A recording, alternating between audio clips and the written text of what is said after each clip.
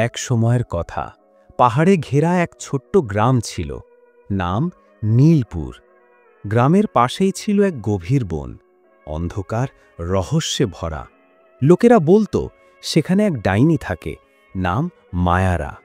তার চোখে নীল আলো আর হাতে রূপালি লাঠি। বলা হতো সে হাসলে ঝড় ওকে, আর কাঁদলে বৃষ্টি নামে। তাই গ্রামবাসীরা ভয়ে কখনো বনে যেত না। কিন্তু সত্যিটা অন্যরকম। মায়ারা আসলে একসময় মানুষ ছিল, এক তরুণী যার নাম ছিল মায়া।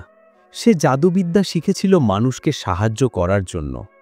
অসুস্থ শিশুদের সারাতো, খেতে ফল ফলাতে সাহায্য করত। কিন্তু রাজপুরোহিত তার শক্তি চাইত নিজের জন্য। মায়া রাজি না হয়, সে অভিশাপ দিল, তুমি চিরকাল বাঁচবে, কিন্তু ভালোবাসা কখনো পাবে না। অভিশাপে মায়ার হৃদয় পাথর হয়ে গেল, আর সে রূপ নিল ডাইনিতে, মায়ারা। 100 বছর কেটে গেল। একদিন এক কাঠুরে ছেলে, নাম অরণ্য, বনে পথ হারিয়ে ফেলে।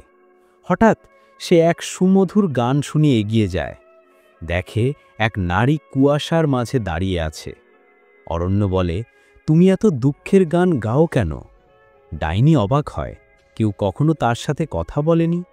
সেদিন থেকেই অরণ্য প্রতিদিন বনে আসে, তার সঙ্গে কথা বলে, হাসায়। ধীরে ধীরে মায়ারার হৃদয় পাথর গলতে থাকে। কিন্তু সুখ বেশিক্ষণ টিকল না। পুরনো রাজপুরোহিতের শিষ্যরা জেনে যায় ডাইনির হৃদয় আবার মানবিক হচ্ছে। তারা মশাল নিয়ে বনে আসে, মায়ারাকে বন্দি করতে। অরণ্য তাদের থামাতে গিয়ে আগুনে পুড়ে যায়। অরণ্যের দেহ কোলে নিয়ে মায়ারা চিৎকার করে ওঠে। আকাশ কেঁপে ওঠে, বজ্রপাত হয়, বন আলোয় ভরে যায়। মায়ারা বলে, তুমি আমাকে ভালোবাসলে, আমি তোমাকে হারালাম, কিন্তু তুমি আমার হৃদয় ফিরিয়ে দিলে। তারপর সে নিজের লাঠি ভেঙে নিজের জাদু ত্যাগ করে।